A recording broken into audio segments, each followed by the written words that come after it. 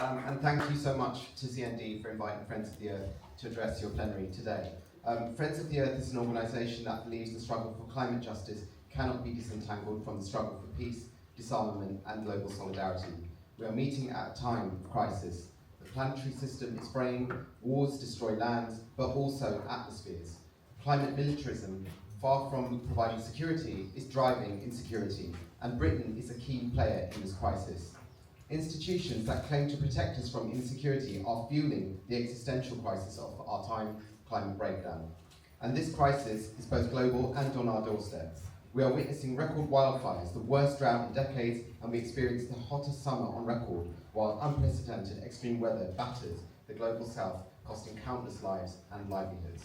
Despite all of this, the government's recent strategic defence review only refers to climate change twice and in a very specific context. The threat to resources that the climate instability will continue to cause, and the high north that will be ice-free by the summers of 2040. They see this as a threat to the UK and NATO, who will face competition for resources from others, not a threat to humanity. They ignore the devastation this will cause and conclude that the military must adapt to extreme weather and the Navy must be prepared for resources for incoming competition in the high north. So, whatever the crisis, their answer is war. Every fighter jet we commission, every arms deal we make, and every deployment we sustain is a direct blow to our climate-stable future. And when politicians talk of security, they often mean jets, guns, and bases. But real security is ecological. It's clean water, a stable climate, fertile soils, and resilient communities. Militarism is antithetical to that. The global climate military carbon footprint is about 2,750 million tonnes of carbon dioxide, roughly 5.5% of global emissions, making militaries as a combined entity the fourth largest emitter globally. NATO's emissions in 2023 alone were 233 million tonnes of carbon dioxide, surpassing many of the emissions of other countries. And the UK Ministry of Defence reports 3.1 million tonnes of carbon dioxide for 2022-3, which is about 50% of central government's emissions. But Declassified UK and Scientists for Global Responsibility estimate the total carbon footprint of the British military and supply chains is closer to 11 million tonnes, more than the emissions of 6 million cars. The military-industrial complex in the UK emits more greenhouse gases than 60 entire countries, many of them climate-vulnerable states. So we must put people and planet first. As Ben has outlined, we are witnessing the genocide in Gaza that goes unaccounted for, war crimes across the world, and a new nuclear arms race. Nuclear war would not only kill millions directly, but would ravage the biosphere and displace millions. Even a limited nuclear exchange could lower global temperatures, triggering crop failures, famine, and ecosystem collapse. Radiation fallout would contaminate water, soil, and food chains, making vast areas uninhabitable for centuries, and entire ecosystems could collapse, and Fortress Europe is fortifying its borders and saying we are full up, fueling the far right while while ignoring its role in military and economic destabilization that forces people to move in the first place. The people least responsible for climate wreckage, smallholder farmers, frontline communities, climate refugees, suffer first and worse. But there is hope in the global south. Communities are resisting militarized dispossession and living through the intensifying effects of climate change. They insist on new imaginaries of security, ones that include demilitarization, resource sovereignty, and peace building. Palestine is a very, very stark example. Militarized land control, water restrictions, and land seizures are climate and ecological injustices. The carbon cost of the Gaza war, destruction and reconstruction, is estimated to exceed 31 million tonnes of carbon dioxide, more than some countries emit in an entire year.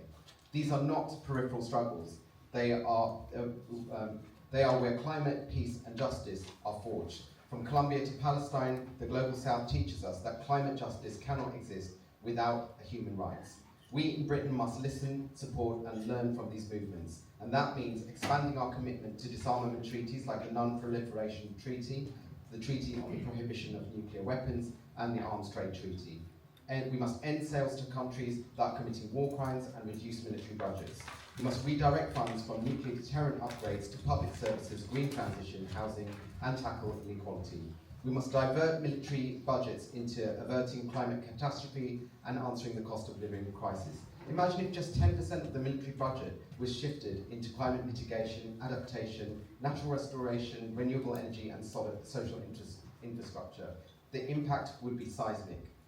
All climate frameworks, foreign policy, and trade deals must include demilitarisation, peace building, and resource justice as central goals. And Britain must lead the charge on climate security, not through bombs, but through diplomacy, conflict prevention, and ecological restoration.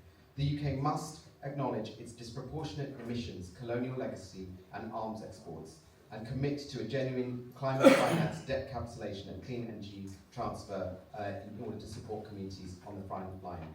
And we need political leaders who speak the truth. The converging crises of climate inequality and militarism demand a bold reordering of priorities. We must organise from below. Civil society, unions, youth and faith groups must all push political parties to commit to peace, disarmament and climate justice.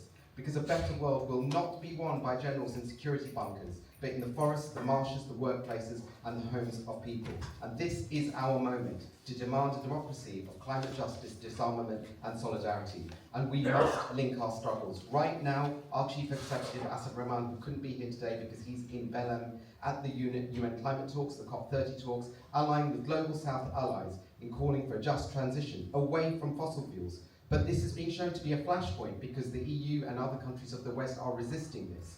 And it is important that we have concrete plans, roadmaps, and most importantly, the funding that is important to make it all happen. And this is where richer countries are enacting their historic power and privilege by not stepping up. We must tax the super rich and we must make polluters pay. Because an habitable planet is needed from Birmingham to Brazil. And the UN General Secretary has reiterated the states that we are on course for 2.6 degrees and every effort must be made to bring temperatures down to 1.5. We have already hit the catastrophic the first tipping point of climate change, with corals going into decline due to warmer oceans, which will affect around 1 billion people who rely on them. Unless curbed, we will see Arctic glacier melt and the Amazon die back. So now is the time for us to step up, because we must not believe the lie that there is no money for planetary repair when there is always money to nuke the planet many times over. And every degree of temperature rise that we fight to prevent will help limit damage to the people and to the planet. The fight for a habitable planet is more important than the wars with each other that decimate the environment. If the future is to be lived, we must fight for it.